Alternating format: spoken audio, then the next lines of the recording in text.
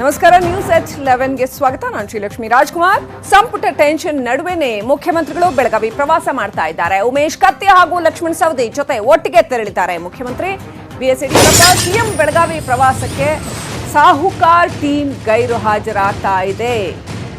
Note ಮಾಡಬೇಕಾಗಿರೋ point ಏನು ಅಂತಂದ್ರೆ, ಉಮೇಶ್ ಕತ್ತಿ ಮತ್ತು ಲಕ್ಷ್ಮಣ್ ಸವದಿ ಅವರ ಜೊತೆಯಲ್ಲಿ ತೆರಳುತ್ತಾ ಇದ್ದಾರೆ ಮುಖ್ಯಮಂತ್ರಿಗಳು ಬೆಳಗಾವಿ ಪ್ರವಾಸಕ್ಕೆ. ಆದರೆ ಇದರಲ್ಲಿ ಸಾಹುಕಾರ್ ಟೀಮ್ ಗೈರು ಹಾಜರಾಗಿದೆ. ಸಿಎಂ ಕಾರ್ಯಕ್ರಮದಿಂದ ಸಾಹುಕಾರ್ ಟೀಮ್ ದೂರ ಉಳಿದಿರೋ ಹಿಂದಿನ ಮರ್ಮ ಏನು? ಬೆಂಗಳೂರಿನಲ್ಲೇ ಉಳಿದಿದ್ದಾರೆ ರಮೇಶ್ ಜಾರಕಿಹೊಳಿ ಅಂಡ್ ಟೀಮ್. ಈ ಮೂಲಕ ತಮ್ಮ ಅಸಮಾಧಾನ ಹೊರ ಹಾಕಿದ್ದಾರೆ ಅಂತ ಹೇಳಲಾಗಿದೆ. ಕ್ಯಾಬಿನೆಟ್ ವಿಚಾರದಲ್ಲಿ ರಮೇಶ್ ಜಾರಕಿಹೊಳಿ ಅಂಡ್ ಟೀಮ್ಗೆ ಸ್ವಲ್ಪ ಮಟ್ಟಿಗೆ ಹಿನ್ನಡೆ ಆಗಿದೆ. ಸೊ ಹಾಗಾಗಿ ಆ ಅಸಮಾಧಾನವನ್ನ ಈ ಮೂಲಕ ಹೊರ ಹಾಕ್ತಾ ಇದ್ದಾರಾ? ಏನು ಹಾಗಾದ್ರೆ ರಮೇಶ್ ಜಾರಕಿಹೊಳಿ ಮುಂದಿನ ಸ್ಟ್ರಾಟಜಿ?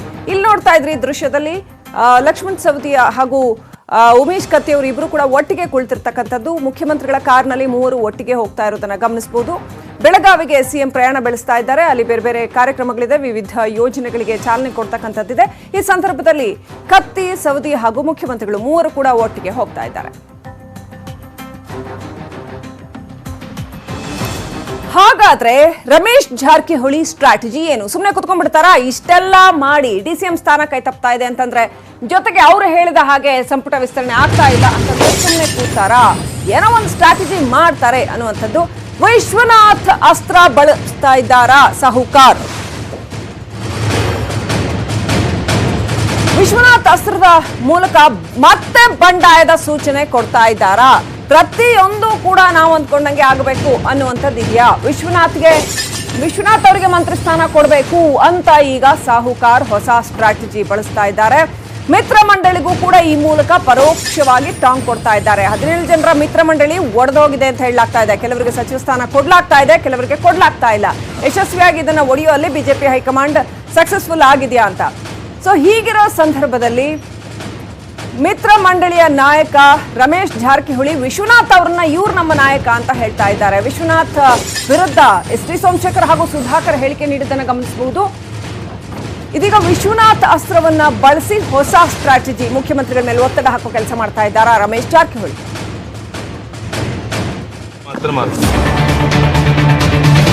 ಗೆಲುವು ಸೋಲು ಬೇರೆ ಎರಡೇ ವಿಚಾರ. ಸೋತಿರೋರಿಗೆ ಡೆಪ್ಟಿ ಚೀಫ್ ಮಿನಿಸ್ಟರ್ ಮಾಡಿದ್ದೀರಂತ ಮಾನ್ಯ ಮುಖ್ಯಮಂತ್ರಿಗಳು ನಮ್ಮ ಮುಂದೆನೇ ಹೇಳಿದರು, ನಿಂತ್ಕೋಬೇಡಿ, ರಿಪೋರ್ಟ್ ಸರಿ ಇಲ್ಲ. ಅವರು ಒಳ್ಳೆ ಹಿರಿಯ ರಾಜಕಾರಣಿ, ಅವರು ಮಂತ್ರಿ ಮಾಡಿದ್ರೆ ಎಲ್ಲರೂ ಸಂತೋಷ ಆಗ್ತದೆ. ಮುಖ್ಯಮಂತ್ರಿಗಳು ನೇರವಾಗಿ ಹೇಳಿದ್ರು, ನೀವು ಬಿ ಫಾರಂ ತಗೊಳ್ಳಿ, ಬಟ್ ಸೋತ್ರೆ ಮಂತ್ರಿ ಮಾಡ್ಲಿಕ್ಕೆ ಆಗೋದಿಲ್ಲ ಅಂತಾನೆ.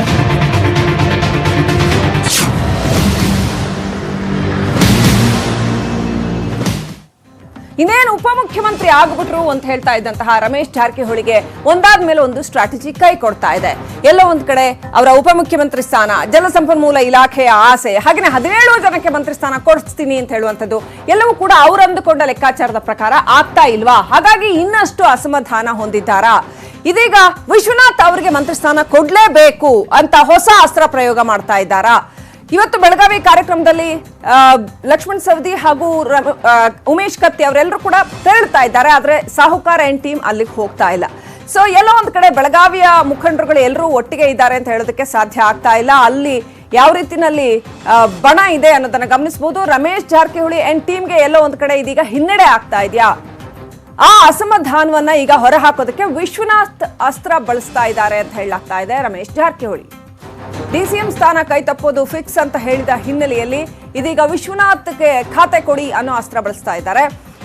ಒಂದು ಸೈಲೆಂಟ್ ಸ್ಟ್ರಾಟಜಿ ಮಾಡ್ತಾ ಇದ್ದಾರೆ ಅಂತ ಹೇಳಲಾಗ್ತಾ ಇದೆ. ತಾವು ಅಂದ್ಕೊಂಡ ಹಾಗೆ ಯಾವುದು ಕೂಡ ಆಗಿಲ್ಲ ಅಂದಾಗ ಒಂದು ಸ್ಟ್ರಾಟಜಿ ಮಾಡಬೇಕು, ಸೊ ಮಾಡ್ತಾ ಇದ್ದಾರೆ. ವಿಶ್ವನಾಥ್ ಹೆಸರು ಬಳಸಿ ಮುಖ್ಯಮಂತ್ರಿಗಳ ಮೇಲೆ ಒತ್ತಡ ಹಾಕ್ತಾ ಇರುವಂತದ್ದು. ಸೋತವರಿಗೂ ಕೂಡ ಮಂತ್ರಿಗಿರಿ ಬೇಕು ಅಂತ ಒತ್ತಾಯ ಮಾಡ್ತಾ ಇದ್ದಾರೆ.